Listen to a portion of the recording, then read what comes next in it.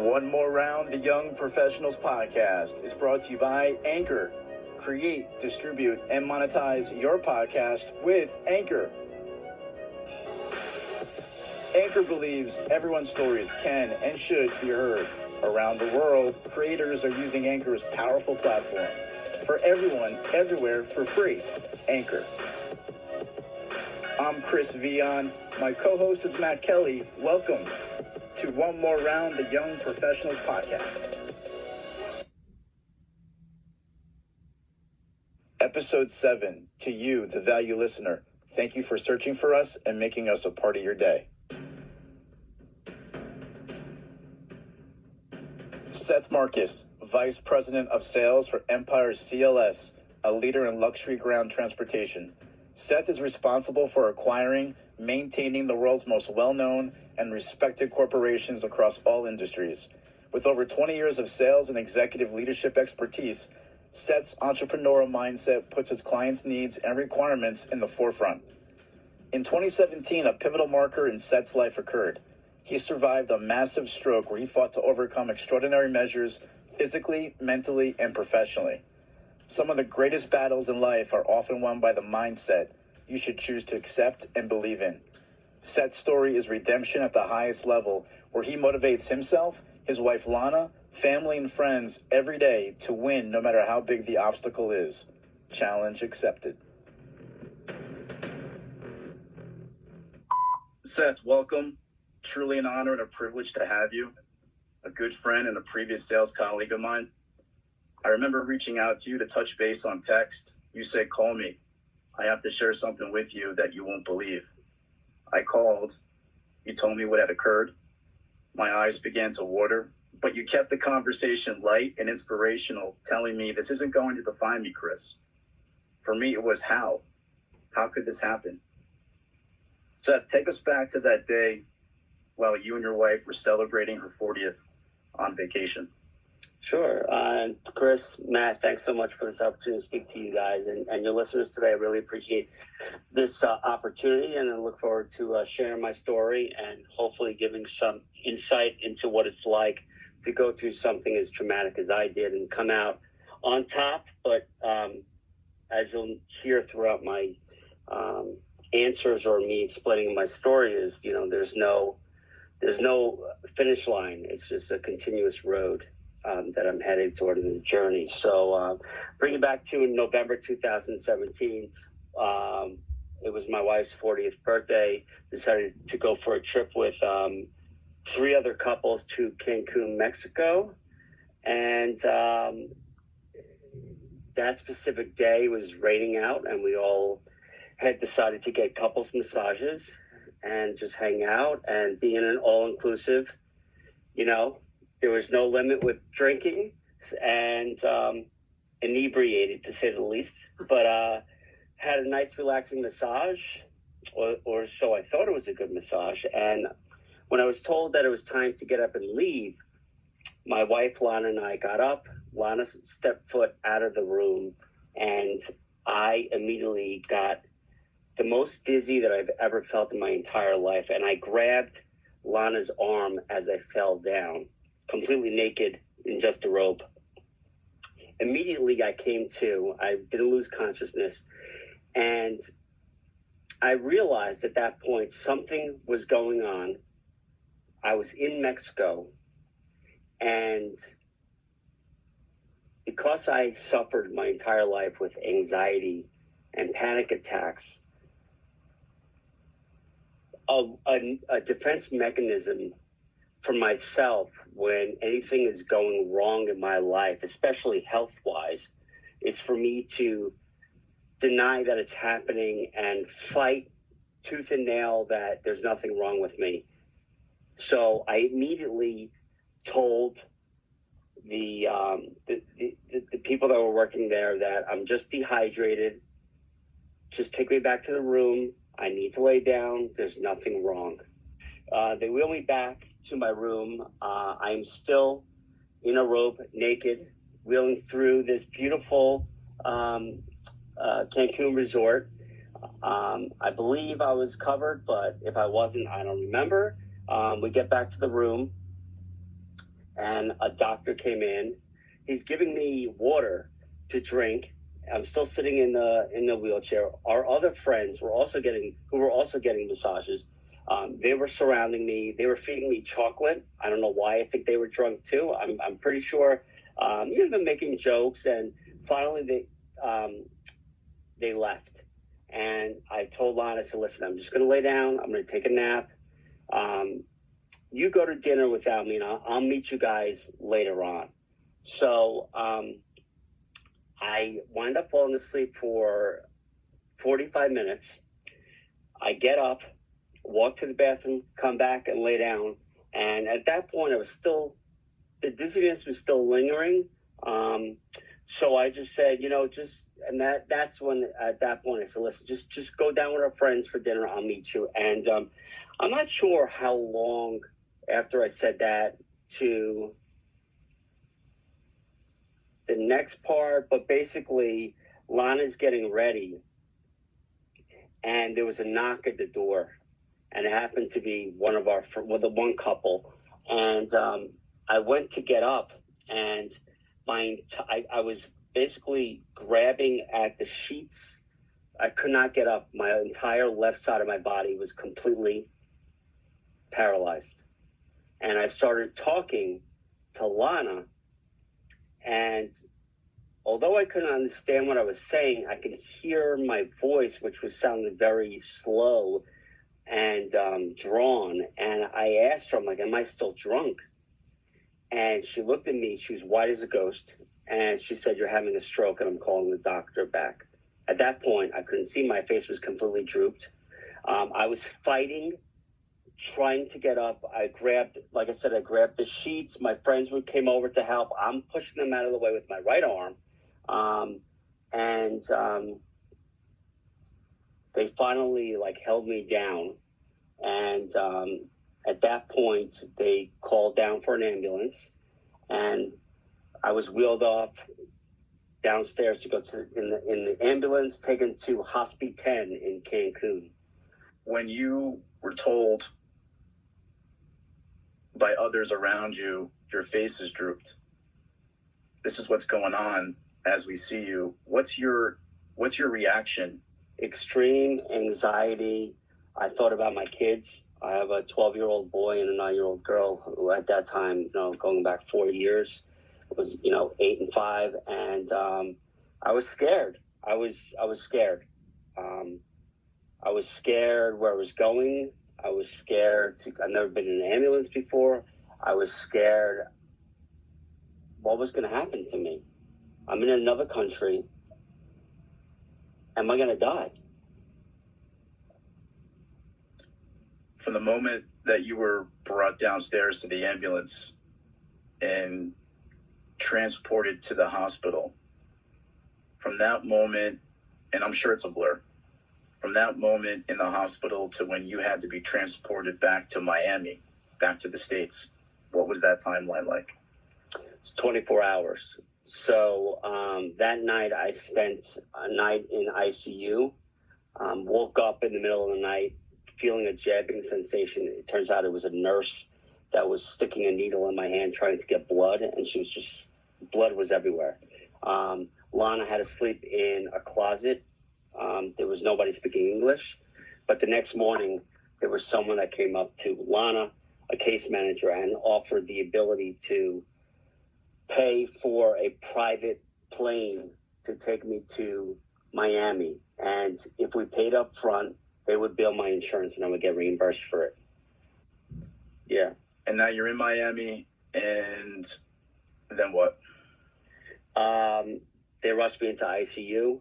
Mm-hmm. They told me that because I refused medical care, by the time I got to the hospital in Cancun, which basically when you have a stroke or you think you're having a stroke, the reason why you got to get to the hospital so fast is you have a 4-hour window to receive medication called TPA, which is a clot-busting drug, which basically doesn't necessarily stop the stroke. What it does is it minimizes the after effects and the residual of what you're left with physically. Mm-hmm. I was out of that window. So at this point, still can't feel anything on my left side. go into ICU, and they administered over the course of about a week every single test you could possibly think of why a 39-year-old male who's in good shape, has a great tan, just suffered a massive stroke. And to this day, we still don't know exactly why. We think we know, but at the end of the day, it really doesn't matter.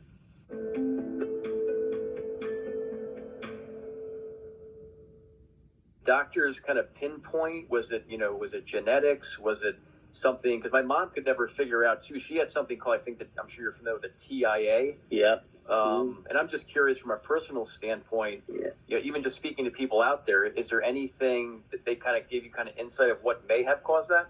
Yeah, so in the March before, that previous March before November when this happened, I got blood work. Yep. And it came back that I was severely anemic and I needed to get blood work up. A couple of months after and take some iron supplements. But because I would go to the gym 6 days a week, work out like an animal, as you saw in my video, and I would compete in Tough Mudders. I thought I was indestructible. So I just, it's iron. I eat a lot of meat. I just never checked it. So they said my iron levels were that of a dead person. So we think that obviously had something to do with it. They thought that there was a dissection in my carotid artery when I was getting a massage. But I had to get a test done where they literally stick a tube down your I'm awake, stick a tube down your throat with a camera. And they somehow they positioned, it's called a TAA study. They position the camera by your heart to see if your heart is pushing out embolisms. But,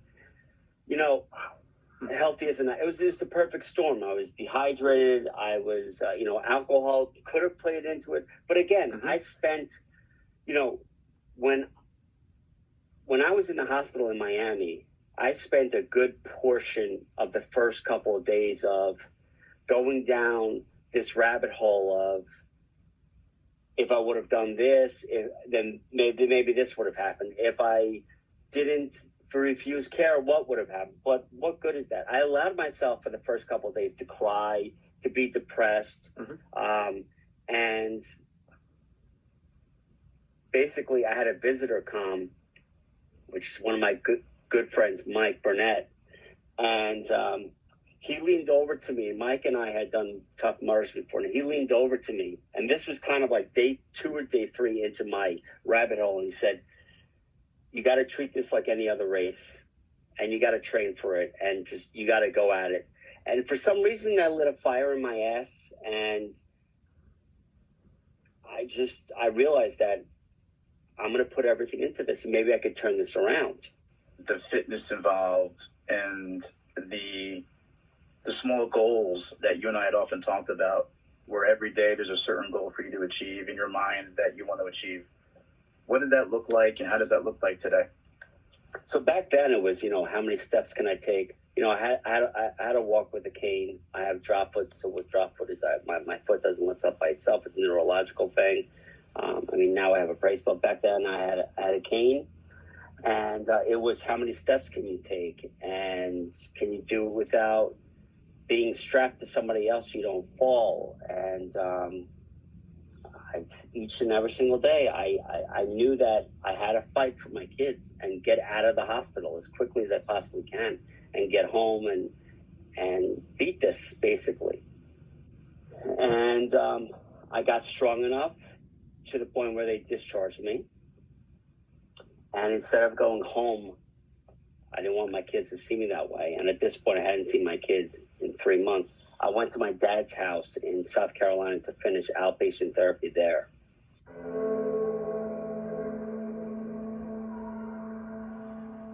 So 6 weeks after being discharged from the hospital, I was laying in bed at my dad's house, who took care of me until I felt that I was ready to go back home for my kids to see me the way that I was. He was retired at the time, and I woke up one day and everything was completely black and I couldn't really see that well. And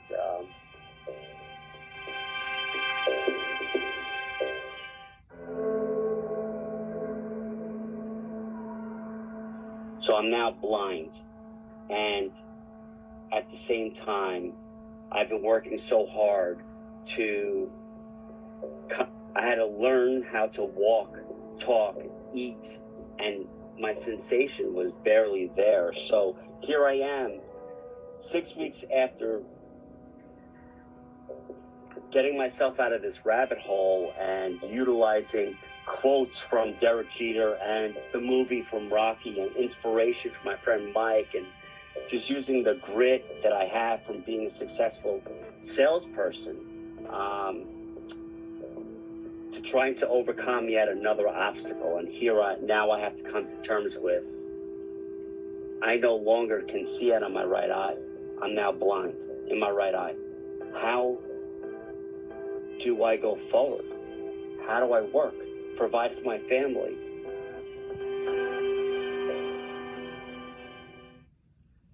You know, as hard as all this is, your support system is equally, if not more important than anything. And my wife is the real hero in this whole situation. She's the one that should be on this podcast. She's the one that should get all the praise, because without her, I wouldn't be where I am today. She amongst my children were the reasons why I had to fight my way back. And I remember her, because I'm still in my dad's house. I had to process this by myself. I had to process all of while I was in the hospital, I was there alone. Yes, my aunt came and visited me quite often, but I had to process without my family. And my wife texted me after I called her hysterically crying that my eye was gone. And she texted me and said, I love you. We're going to figure this out. When you come home, just get strong enough to come home. And I love you no matter what.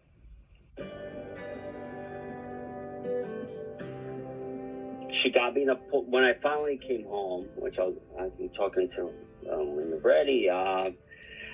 She got me an appointment at Will's Eye Hospital in Philadelphia, which is known. They are like top-notch, everything eye, which is very difficult to get in.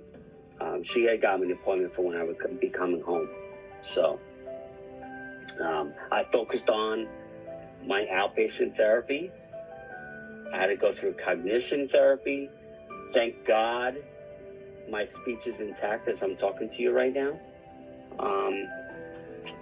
And I finally was able to come home a month later and see my kids. You're out there walking in your neighborhood day in and day out, right? And your walks are getting longer, and they're getting longer. You had a neighbor come to you. Mm-hmm.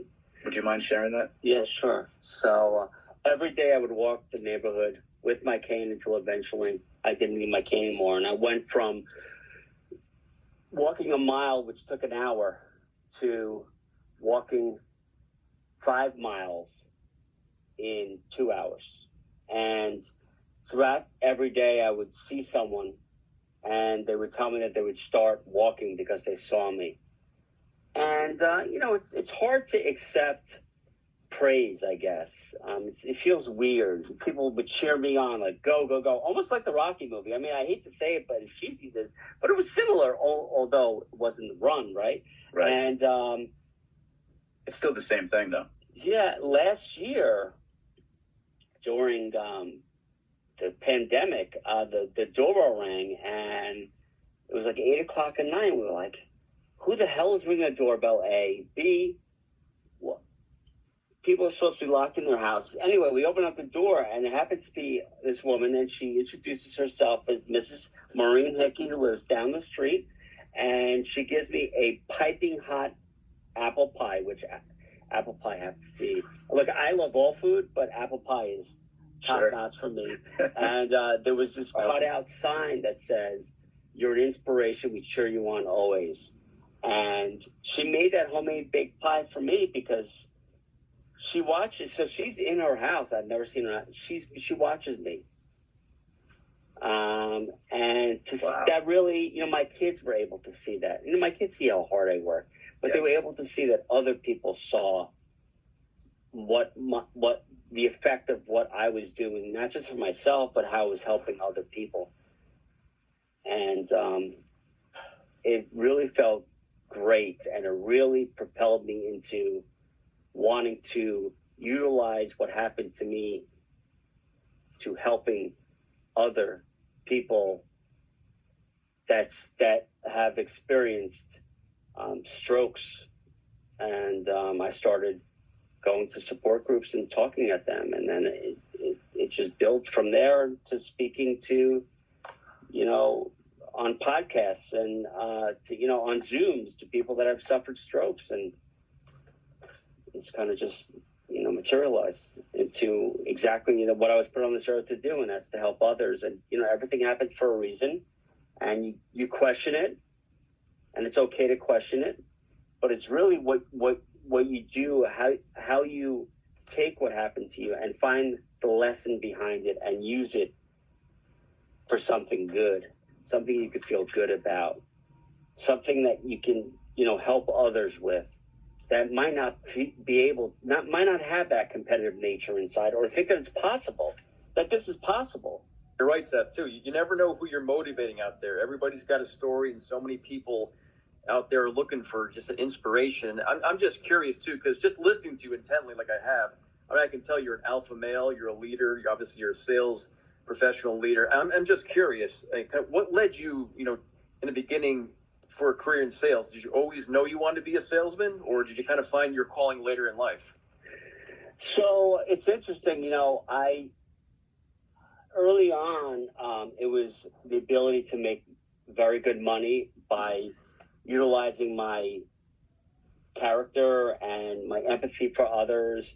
But, after the first couple of, stepping stones in sales, as I really found myself, quite honestly, 15 years ago, working for the company that I work for, which is Empire CLS, Worldwide Chauffeur Services. It's the largest chauffeur ground transportation company in the world. And because it's so challenging in itself, every second matters, because you're dealing with literally everything rolling. And you're up against so many obstacles. So I really found myself a little bit later on. I was always competitive. I played baseball throughout my years in high school and college, and I thought money was, the key to everything. And I think just listening to you, I think you really, whether you meant to do it or not, you really explained that very well. And I want people to really kind of hammer home that point, that it's so important. Working hard, yes, but it can't be at the expense of your health. So I appreciate you going into that. And I just kind of want to pivot off that too. And I'm curious, reading your background about Empire, I guess it was started, out in Beverly Hills back in 1981? I'm curious, how do you consistently, close deals with clients? Do you have a ritual that you go through? I'm always intrigued by salespeople like yourself. What's your, how do you make things happen out there? So it's all through relationships. And, I bring it back, being that we're in a 24/7 business, I always make myself available. I always go by the philosophy, making the prospective clients, not making, but helping them hear the passion that I have about the company. I share my personal journey with them. By being empathetic and letting them know that, if they call me, no matter what time it is, and I'm going to answer the phone, the reason why I'm going to answer the phone is not because I can't wait to get the commission on that specific. It's because if I don't answer the phone, they're going to call someone else, and I don't want that to happen. I want them to know that I'm going to care for them. And that's just been, it's really, the relationships is so, early on, everybody would say, bill report your clients. And I got to tell you, I don't really do too many formal PowerPoint presentations. It's more about, it's conversational selling is what I do. And that's just I've been very successful that way. Going outside the box, doing things and asking questions that aren't, it's not so much selling the solution as it is understanding the problem. Well said. Taking the time Why are we talking? What's important to you? Why are we talking right now? If you accept, and I sell, to some of the most well-known names in the talent entertainment industry, to the most well-known or not known global CEOs of some of the largest companies out there. Nowadays, if you go on a company's website, they don't just tell you about us or careers or they have the news. And what's most important, what I've learned, especially this last Friday, is the culture of their business, of their environment. And we were talking, and I just mentioned about one of their offices being what's called B certified. And what B certified is a service that specific company offers to coming into their client's office and understanding. It's basically uncovering what the culture is and certifying it with the culture. And they were blown away that I even knew that. And they told me, you did your homework. And I guarantee you, although I don't know yet, and I will follow up most likely later today, that's what set me apart from everybody else. Not only do they love the product that you're offering, or they may be interested in the product, but they want to buy from Seth, the person. As all three of us have grown up in this business, you have to be a chameleon. And Seth is exactly right. You have to almost curtail your personality to whomever you're speaking to. Not everybody's an extrovert like us. Most people are introverts, and some people are in the middle, and you have to be able to sell accordingly to whom you're doing deals. And I think that's a great point. You have to know your audience. There's so many great nuggets that you've been telling the audience about what really makes a successful salesperson, besides the usual persistence, being consistent, outgoing, etc. And hopefully the audience will really use that in their life. And I'll pivot back to you, Chris. If you could give the young millennials a blueprint in chasing their passion in life, what would your career advice be to lay the foundation down for them to achieve that goal? I'll even add the importance of health in mind, right? Yeah. The health part is numero uno, because, Matt had touched upon it. Without health, there's nothing. But it's not just working out and eating right and getting the abs so you can lay on the beach and, have everybody looking at you. It's taking the time to yourself and allowing yourself to take a break and not be hard on yourself. You're going to make mistakes. It's inevitable.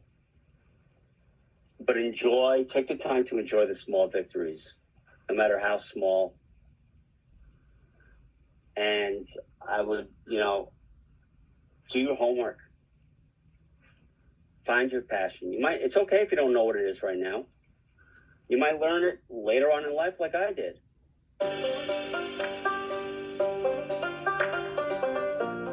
I think, if I were to talk to myself 20 years ago,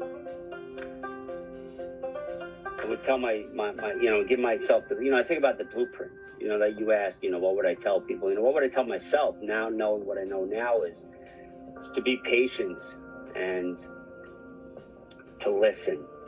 Listening in all forms of life and professional career. If you listen and digest what you listen, it allows you the opportunity to make your next move rather than just going. I just went, and you learn from your mistakes. There's always going to be mistakes, but you got to find the lesson behind it and use it to your advantage the next time around.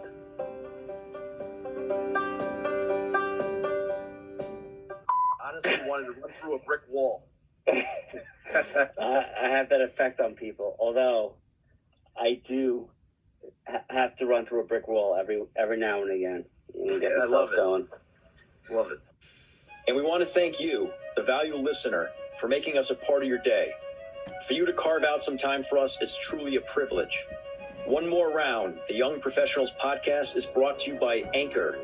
Create, distribute, and monetize your podcast with Anchor today for free. We're all going to get knocked down in life. Just make sure you get up and get back in the fight. Until next time, folks, keep punching.